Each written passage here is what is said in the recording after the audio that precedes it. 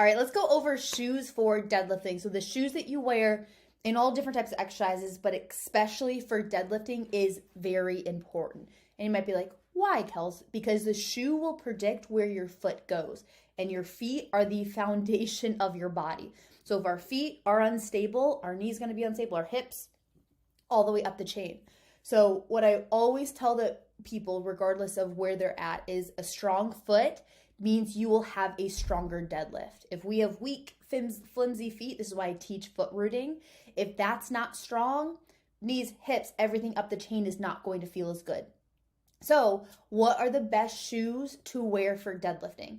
Number one is barefoot. If you can be barefoot or have socks on, that is the best type of shoe to wear because one, you can grip the ground as best as you can with your feet and you have good footing. That shoe isn't predicting where your foot goes, you're actually engaging your foot. So that is the absolute best. But other types of footwear, you want it to be very flexible or bendable, so not have any type of rigidity.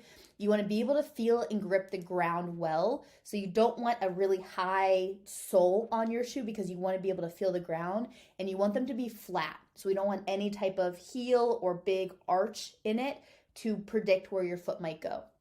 So some examples might be Vivo barefoot shoes. Right here, you'll see they're very flexible, bendable. They're very low to the ground. There's really not much to them and they're flat. Or I used to wear Converse all the time. Once again, they're flat. There's not much to them. You can grip the ground very well. What shoes you do not want to wear, the worst type of shoes, are the shoes that have a lot of cushion or extra padding.